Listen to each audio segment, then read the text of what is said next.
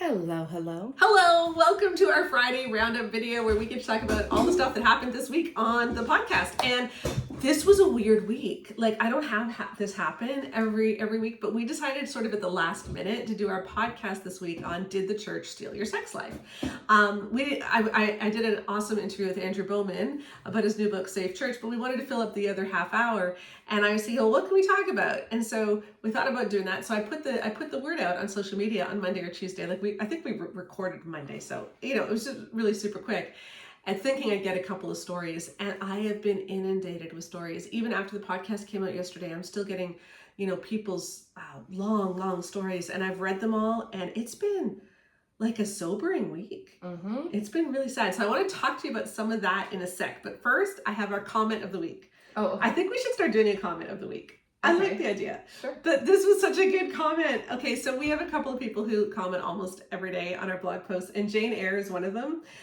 She's not really Jane Eyre. That is her like anonymous name. Name. And we were talking about the difference between like a roles-based marriage and a partnership marriage. Mm-hmm. And people made some, I asked that on social media. People said some really great stuff. So I created like a 10 differences between roles-based marriages and gender-based and partnership marriages. Yeah. And what Jane Eyre said is that the issue with the roles-based marriage is it doesn't just tell you what you're supposed to do. It tells you what you're exempted from doing. Mm-hmm. And I've never thought of that before, but that's it exactly. Like, that's such a good point. Yeah, exactly. Because if you have a roles-based marriage and if she's the one who's in charge of parenting and housekeeping, because she's the stay-at-home mom and you're the breadwinner, then even if people meant it to be that like, well, it's just that she does more hours of it because she's home and you still have to do something, that's not what it actually internally tells you. It internally tells you this is not my job. Yeah. So every time that I play with my kids or put away a dish, I'm doing something extraordinary and above. I'm doing my wife a favor. Yeah. I'm babysitting so that she can go out or something. Exactly. Yeah. As opposed to you're parenting. You're parenting. And I think this is really cool. Like, this is really true. I mean, even in church situations, if you say that like, the women are in charge of the kitchen and the nursery, then what you're really saying is that the men are exempted from having to clean up or care for kids, right? Like, so yeah, it is problematic. And I always say that the thing about, you know what? I did not do the do not disturb. I'm going to do the do not disturb. We do not edit these, as we say. Yeah, so if the phone suddenly rings, this is going to be interesting. But the thing about gender roles in church is it isn't, they say, well, it's just that God gave men and women different roles, right? Yeah. That God made the men to be leaders. And they always say it's biologically based. Yeah, it's biologically based, and God just gave men and women different roles. But the thing about it is that there is nothing that women do that men aren't allowed to do. Mm-hmm. Okay? There's only things that men do that women aren't allowed to do. So it isn't about different roles. It's about restricting women. Exactly. That is what it is. Yeah. And they won't admit that. They like saying the different roles thing. But like, if it is biological, okay, yes, women have babies and nurse babies. Yeah. And that's biological. What do men do that's biologically based? Well, and that's what I keep on saying is I'm like, okay, if you actually are believing that we should, there's their argument that they've come up with post hoc is that we should look at how we function and how our bodies work, and that we realize what God's design is. Yeah. So then why are they not saying that women should have 3 orgasms to every man's 1? Yeah. Like, this is the thing. If you actually look at what women, if you're going to take that argument about how, well, men have wet dreams and so therefore they need to have frequent sex, right? Then why aren't we saying, well, God designed women without a refractory period, so therefore you are actually in rebellion against God's design if she does not have multiple orgasms? That's an interesting argument to make. They're so biased. Yeah. Anyway, okay, so to get back, so just I just thought that was a great comment, that it's not just about what you're supposed to do, it's what you're exempted from doing. So cool. Thank you, Jane Eyre. And thank you to all our like daily commenters, Anhara, Kodak, Nathan, Joe R, Joe B, Laura, I'm sure Boone, I'm sure I've missed some, but thank you to everyone who comments on the blog frequently. And just remember that when you comment, especially on social media, when you comment, when you hit the like button, you're driving engagement for that post. And so that makes the social media platform say, oh, I should show this to more people. Because like I have, let's say that I have 50,000 followers. That doesn't mean that all 50,000 people on Instagram are going to see everything I post. It just depends whether Instagram wants to put it in their feed. So the more that you like, the more that you share, the more that you engage, the more likely Instagram's going to say, oh, this is actually a post people like. And so I'm going to show it to more people. And on the flip side, if you rage engage, if you rage post, if you rage comment, Instagram still, because Instagram doesn't care if it's wholesome or not. Instagram cares if it makes people spend more time on their platform. Yeah. So when you see something that's truly abhorrent, scroll past it as fast as you can. And block maybe and even mute. tell, like you can often go like on the TikTok at least, with the ... and say, I am not interested in this content. Yeah. And it will actively. Yeah. Because we just don't want to drive engagement. Okay. So inundated with these notes from people who said, yes, the church stole my sex life. And a lot of them, like, seriously, it was a really heavy week. And I really do feel honored for all the people who shared. Like, I really did read them all. Yeah. And someone was saying I should write a book with all these stories. And I'm actually thinking that may not be a bad idea. I mean, I so wish that it wasn't me reading them. I wish it was like Gary Thomas and Emerson Eggerichs and like someone who Steve doesn't Arterburn. like we already care, frankly. Not that I don't want to read them, but like I wish Shanti Feldon could read all these things. Yeah, exactly. or like all these people who said, or Dana Gresh, like all these people who said all this stuff. Or the people who say right now there's no problem. Yeah, I wish they could focus on the family. I wish they could read all this stuff, but they won't, obviously. But anyway. One of the themes, though, so I had a lot of people who had been divorced and who were talking about how they just completely missed the red flags in their dating relationship. A lot of sexual abuse. An awful lot of sexual abuse in marriage, like just awful. But there was another thing that came up a lot, and I've had people send me this question before, but I've never had this volume of it in the space of a week, of women saying, I got married and I wasn't attracted to my husband and I didn't realize it. And especially because of something you said on the podcast yesterday, because you were talking about that yesterday on the podcast. You may not remember. I I swear, from when recording starts to ends, I black out. I don't remember what I say. And then every week, our patrons are like, oh my gosh, Rebecca was so funny. I'm like, oh my gosh, what did I say? Because sometimes it's what if the boobs don't agree? And then that's just there on the internet. And I did that. That was the thing. That was a thing that I did on the internet. Yeah. For episode 300, our patrons are saying we need to do like a best of Becca segment, and so they're compiling Becca quotes that we're gonna put up on episode 300. We're at I think we just did episode 283, so it'll be sometime in the fall.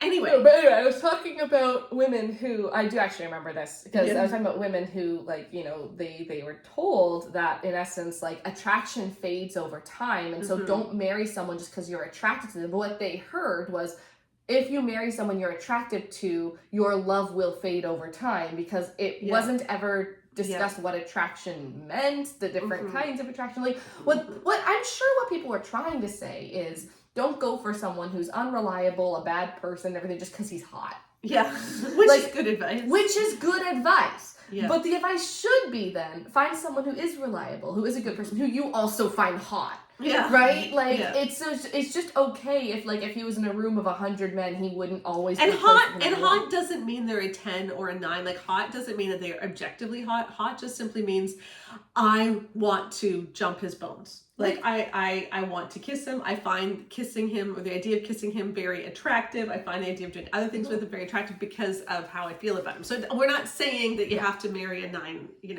Yeah, exactly. It's like because attraction is subjective, but it's there or it's not. Yes. Like, I think that's the difference. And so what a lot of women end up doing is they marry these men who are good guys, excellent fathers, good husbands, who are trying their best. And she's like, I have just never wanted to touch you. Yeah. And you got married because you were excellent friends. Yeah. But quite frankly, this is someone who should have been friend zoned. Yeah. But often the problem with growing up in purity culture is you're taught that, like, any kind of sexual arousal is bad, and any kind of thinking about sex is bad. So the fact that you weren't thinking about having sex with him, God blessed your relationship, meant that God was protecting you, or God was blessing you, or that you were more holy, or something like that. And everybody said, once you get married, sex is going to be amazing. So you just kind of assume that you get married. And then a lot of people talked about how they waited for marriage to kiss. I had a lot of letters about that. And, you know, it was only once they started kissing him that they realized I can't handle him touching me. Yeah. Like and that's why, like, I know people have different, like, opinions on it. And if you have reasons why you're like, I really don't want to kiss before marriage, you do you. I'm just saying, it is such a high risk decision because you can learn so much about someone physically and frankly sexually without even having sex with them just by how they kiss. Yeah, we actually there's I put this up on Facebook, and which I thought was a really, really, really good letter from someone, and I think people are being unreasonable. Some people are being unreasonable in response to it, but she basically said, like, you know, there were red flags when she was dating, but she was so into purity culture that she didn't really see them, and she now feels like if we had kissed before, I would have realized he basically grossed me out. Yes. And people are saying, well, if you didn't see the red flags, you wouldn't have seen that. But she's like, no, I really think I would have. And I, you know, you can take people at their word for that, because it's really easy to look over red flags when you're in a culture that says all that matters is that he knows his Bible. Well, we've all had friends in high school who, like, you flirted with, and then they tried to kiss you once, and you're like, no. And you're like, oh, interesting. It's like, I thought I had a crush on you. I don't. And, like, there is a level where I feel like a lot of women were robbed of the opportunity. And I don't feel like this is the same for men, because men were always, in essence, told that they were supposed to find their spouse attractive. They were, whereas women were very much told that attraction is sin. Right. Or also that women just don't have that need. And sorry, and before men were also told that attraction was sin, but men were also told that attraction was inevitable. Yeah. And so whereas women were taught attraction is sin, and also you're a girl, you don't want it like that. Yeah. So it's like that's the difference there, right? And so anyway, so I'm just reading all these things, and so many women are like, I'm married to him, I've got 3 kids with him, everyone else thinks he's wonderful. And on paper he is, I just don't. And some people were saying it's not just that they're not attracted to him, it's like they never really loved him and they feel trapped now. And other people are saying, no, I really do love him as a friend, I just don't want him touching me. And I don't have any advice. Like, I wish I could say something to make that better. You know, I do think that the more we spend time together, that, you know, the friendship at least can grow. And if you're staying in the marriage for good reasons, because you don't abandon your spouse and your kids. Well, it's like if your spouse is a good guy who had someone marry him who was not attracted to him, who just, and whether it's her quote unquote fault or not, that's the situation. It's not his. Yeah. Like that, like at some point, this is, I think, where we get into figuring out, okay, but like, this is why marriage vows are such a big deal. Yeah, because in these marriages, the kids do better if you stay together. Well, like, and not only that, and the kids matter. And it's just tricky. It's like, I don't know what to do either. It's like, I don't know. It's like, if you never should have gotten married. There's also a really big difference between, like, you know, someone where, like, they're also not a good spouse and there's multiple red flags. Yeah, I'm not talking about that. Also, that's not what we're talking about. We're talking about people who are like, he's such a good guy and I'm trying so hard to be attracted to him, but I was just never attracted to him and I don't know what to do about that.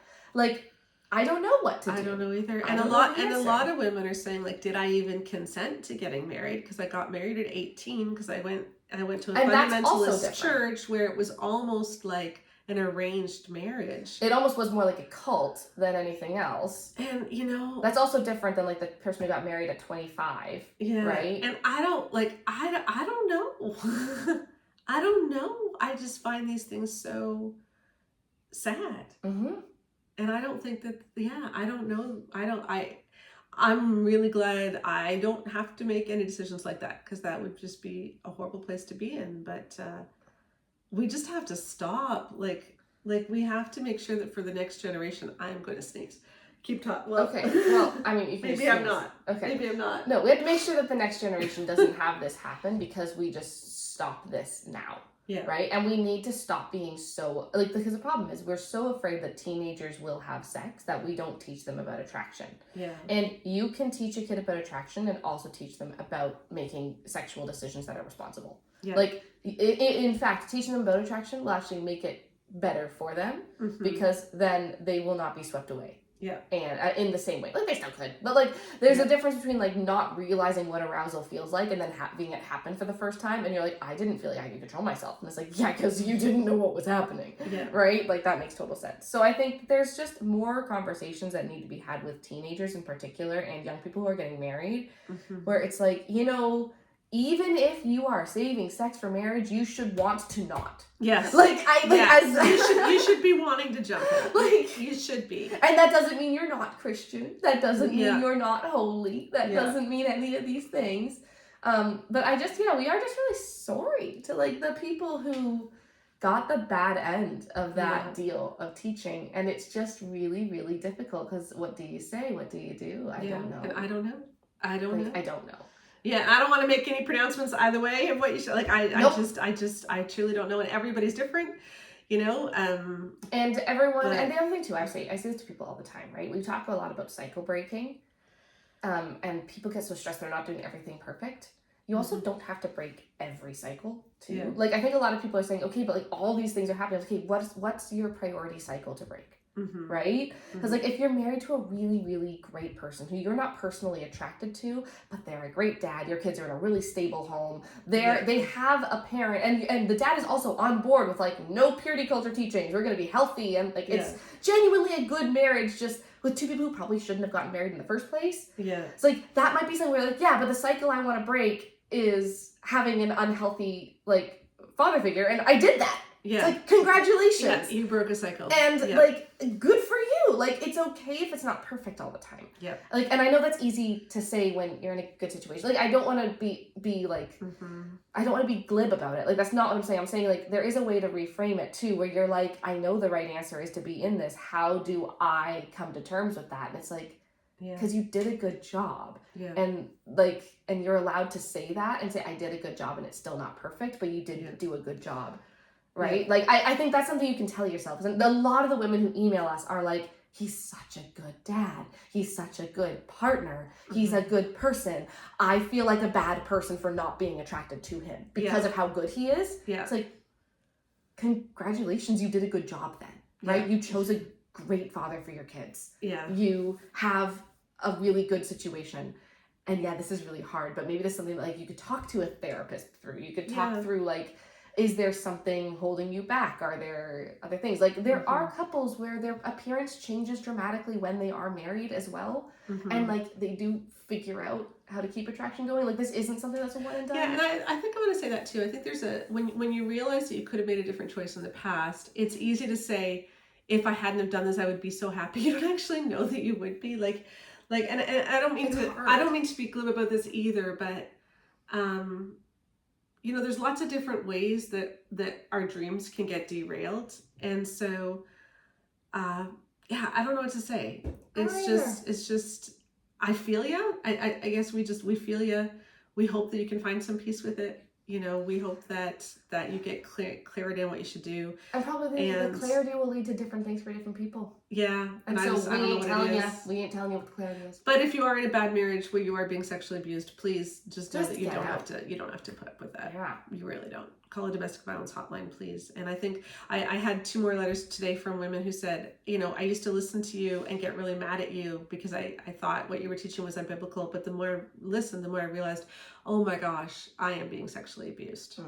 And once they put words to that, and once they talked to a counselor, and that motivated them to go to a counselor, and then eventually they got more clarity and got to safety. So, you know, I know there's a lot of people listening to us who are in that situation, and I'm glad you found us. And just keep listening and read The Great Sex Rescue, read The Marriage You Want, read She Deserves Better with your daughters, and let's break some cycles. And we just want to say, we feel ya. Like, it's been a heavy week reading everyone's letters, and I wish things were different, and I hope that the church listens, and maybe they will be for the next generation. Exactly. Yeah. So, we love you very much. If you're in these situations, I think I once again didn't do an Aragorn reference. Okay. I think that you would be attracted to Everyone would be attracted to Aragorn. Okay, there's my Aragorn reference. Men and women, everyone is. It's just the platonic ideal of attraction. Anyway, bye!